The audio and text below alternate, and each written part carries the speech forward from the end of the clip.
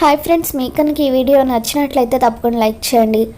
భూమి సీసీటీవీ ఫుటేజ్ని అడ్డం పెట్టుకొని అపూర్వ చేత సేవలు చేయించుకుంటూ ఉంటుంది.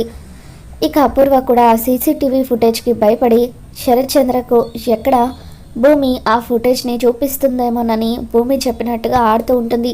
మమ్మీ, నాకు తలనొప్పిగా ఉంది, కాస్త మసాజ్ చేయవా అని చెప్పి భూమి అంటూ ఉంటే అప్పుడు అపూర్వ భూమికి మసాజ్ చేస్తూ ఉంటుంది. అబ్బా మమ్మీ, ఇలా మసాజ్ చేస్తూ ఉంటే ఎంత హాయిగా ఉందో అని చెప్పి భూమి అంటూ ఉంటే ఇక అపూర్వకి ఒళ్ళు మండిపోతూ ఉంటుంది.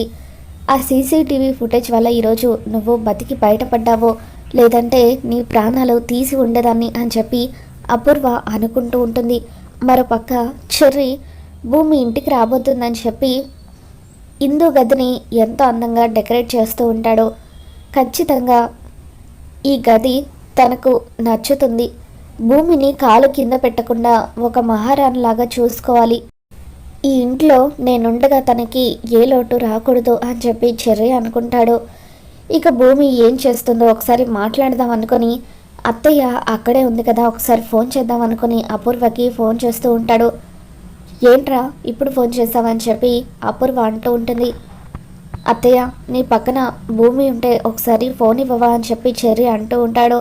దాంతో అపూర్వ అది పడుకుంది అని చెప్పి అంటూ ఉంటే మమ్మీ, నేను పడుకోలేదు, ఎవరు ఫోన్లో అని చెప్పి భూమి అపూర్వని అడుగుతూ ఉంటుంది.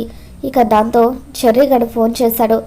నువ్వు రెస్ట్ తీసుకుంటున్నావు కదా అని చెప్పి అంటూ ఉంటే పర్వాలేదు మమ్మీ, ఫోన్ ఇలా తీసుకురా, నా చెవి దగ్గర పెట్టు అని అపూర్వతో భూమి అంటూ ఉంటుంది. ఇక దాంతో అపూర్వ చేత్తో ఫోన్ పట్టుకొని భూమి చెవి దగ్గర పెడుతుంది.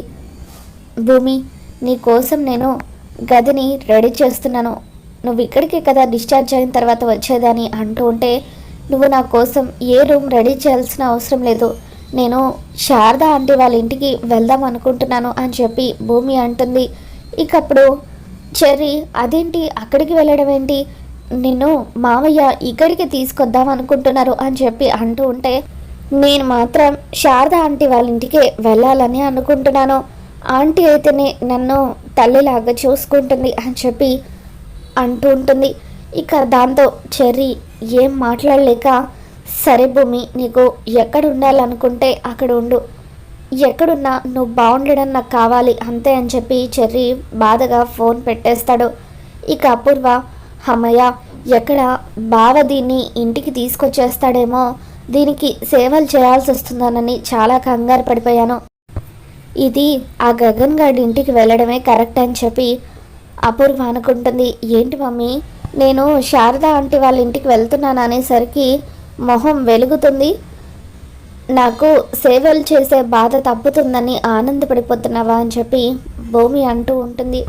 నేను అక్కడికి వెళ్తాననే కానీ ఎప్పుడు కావాలంటే అప్పుడు మన ఇంటికి వచ్చేస్తాను, నువ్వు నాకు సేవలు చేసుకోవచ్చు అని చెప్పి భూమి అంటూ ఉంటే ఇక అప్పుడు అపూర్వ భూమి వైపు కోపంగా చూస్తూ ఉంటుంది. చూడు మమ్మీ, నాకు బాగా నిద్ర వస్తుంది, నేను నిద్రపోతున్నాను, నువ్వు నా మీద ఏమైనా ప్లాన్ చేయాలని చూస్తే మాత్రం నువ్వే దొరికిపోతావు, నీకే నష్టం జరుగుతుంది, ఆ తర్వాత నీ ఇష్టం అని చెప్పి భూమి హ్యాపీగా నిద్రపోతూ ఉంటుంది.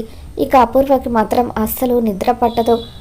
కళ్ళ ముందు ఇది ఉన్నా కూడా నేను ఏమీ చేయలేకపోతున్నాను, ఈ సీసీటీవీ ఫుటేజ్ని అడ్డం పెట్టుకొని ఇది నాతో ఆడుకుంటుంది అని చెప్పి అపూర్వ అనుకుంటుంది.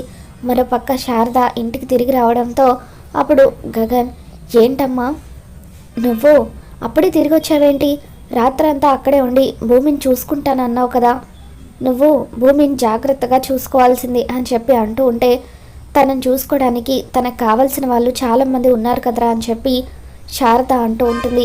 మనం కాకుండా భూమికి కావాల్సిన వాళ్ళు ఎవరున్నారని చెప్పి గగన్ అడుగుతాడు. ఆ శరచంద్ర అపూర్వ వచ్చారా, అపూర్వ భూమిని దగ్గరుండి చూసుకుంటుందట అని చెప్పి అంటూ ఉంటే అప్పుడు గగన్, భూమికి వాళ్ళు కావాల్సిన వాళ్ళు అయ్యుండొచ్చు, కానీ మనకి భూమియే ముఖ్యం కదమ్మా, ఈరోజు నేను ఇలా ప్రాణాలతో ఉన్నానంటే కారణం భూమి, అటువంటి భూమిని జాగ్రత్తగా చూసుకోవాల్సిన బాధ్యత మన మీద ఉంది కదా, నువ్వు అక్కడే ఉండాల్సింది అని చెప్పి అంటూ ఉంటే మరి ఇప్పుడు ఏం చేద్దాంరా, అనవసరంగా తొందరపడి వచ్చేసానంటావా అని చెప్పి శారద అంటూ ఉంటుంది. ఇక అప్పుడు గగన్, భూమి డిశ్చార్జ్ అయిన తర్వాత మన ఇంటికి తీసుకొచ్చుకుందాం, కాలు కింద పెట్టకుండా తనని జాగ్రత్తగా చూసుకుందాం అని చెప్పి గగన్ అంటూ ఉంటాడు.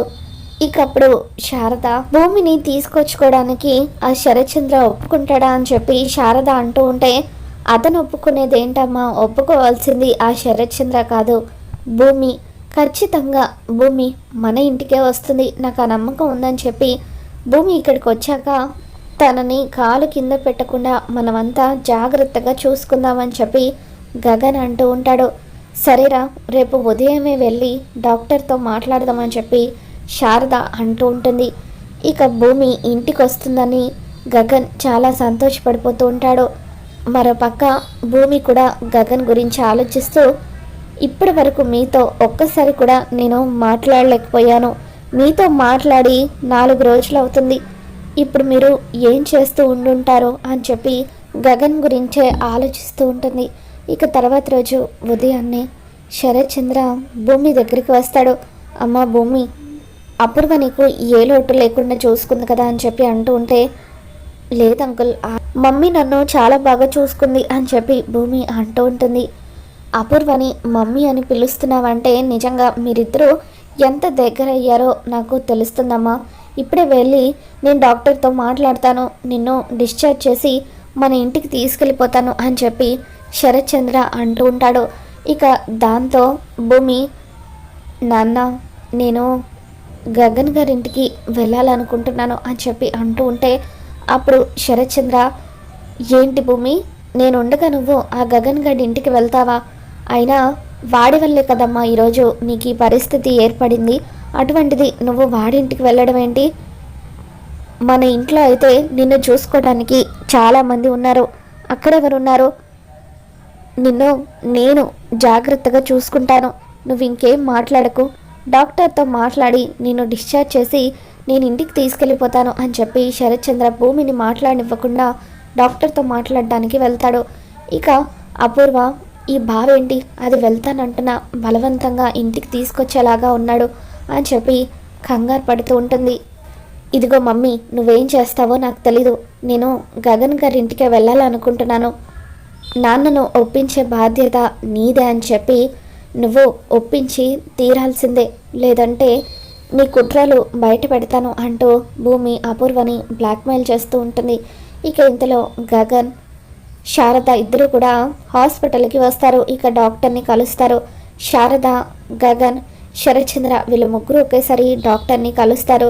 భూమిని ఎప్పుడు డిశ్చార్జ్ చేస్తారు డాక్టర్ అని చెప్పి శరత్చంద్ర అడుగుతూ ఉంటే, ఈరోజు ఆ అమ్మాయిని డిశ్చార్జ్ చేస్తాము, తను యాక్టివ్గానే ఉంది, ఒక 1 వీక్కి చెకప్కి వస్తే సరిపోతుంది అని చెప్పి డాక్టర్ చెప్పడంతో, థ్యాంక్ యూ డాక్టర్, ఇప్పుడే నా కూతుర్ని ఇంటికి తీసుకెళ్ళిపోతాను అని చెప్పి శరత్చంద్ర అంటూ ఉంటాడు. కొన్ని ఫార్మాలిటీస్ ఉన్నాయి, అవన్నీ పూర్తి చేసిన తర్వాత మీరు తనని ఇంటికి తీసుకెళ్ళొచ్చు అని చెప్పి డాక్టర్ అంటూ ఉంటారు. ఇక ఆ తర్వాత గగన్ భూమి దగ్గరికి వచ్చి, పద భూమి మన ఇంటికి వెళ్దాం అని చెప్పి అంటూ ఉంటే, అమ్మ భూమి నువ్వు నాతోనే రావాలి అని చెప్పి శరత్చంద్ర అంటూ ఉంటాడు. ఇక దాంతో భూమి అపూర్వ వైపు చూస్తూ ఉంటుంది. బావా, భూమికి అక్కడికి వెళ్ళాలని ఉంది కదా, తను ఎక్కడుంటే ఏంటి, తను సంతోషంగా ఉండడమే మనకు కావాలి, తను అక్కడికి వెళ్ళాలని కోరుకుంటుంది కాబట్టి వాళ్ళతోనే పంపిద్దామని చెప్పి అపూర్వ శరత్చంద్రకి చెబుతూ ఉంటుంది. ఇదేంటి అపూర్వ, నువ్వు ఇలా మాట్లాడుతున్నావు, భూమిని చూసుకోవడం నీకు కష్టంగా ఉందా, అందుకే భూమిని అక్కడికి పంపించేద్దాం అనుకుంటున్నావా అని చెప్పి శరత్చంద్ర అపూర్వ మీద మండిపడుతూ ఉంటాడు. ఇక గగన్, భూమి నా మనిషి, నా ఇంట్లోనే ఉంటుంది అని చెప్పి అంటూ ఉంటే, రే తను నా కూతురు, నా ఇంటికి వస్తుంది అని చెప్పి శరత్చంద్ర అంటూ ఉంటాడు. భూమి నీ కూతురు ఎలా అవుతుంది, తను నిన్ను నాన్న అని పిలిచినంత మాత్రాన నిజంగానే నువ్వు తనకి నాన్నవి అయిపోతావా? తనేమైనా నీ రక్తం పంచుకొని పుట్టిన బిడ్డ అనుకుంటున్నావా? తన మీద నీకు అధికారం ఉండడానికి ఏ అధికారంతో తనను నువ్వు ఇంటికి తీసుకువెళ్దాం అనుకుంటున్నావని చెప్పి గగన్ ప్రశ్నిస్తూ ఉంటాడు. మరి నీకు ఏ అధికారం ఉందని తనను నువ్వు ఇంటికి తీసుకువెళ్ళాలనుకుంటున్నావని చెప్పి శరత్చంద్ర గగన్ని ప్రశ్నిస్తూ ఉంటాడు. ఇక దాంతో గగన్ భూమి మెడలో తాళి కట్టి, భూమి నేను తాళి కట్టిన నా భార్యగా భూమికి నా ఇంట్లో ఉండే హక్కు ఉంది, అది తన ఇల్లు అని చెప్పి ఇక అలా శరత్ చంద్రాని ఎదిరించి మరీ భూమిని గగన్ తన ఇంటికి తీసుకొస్తాడు.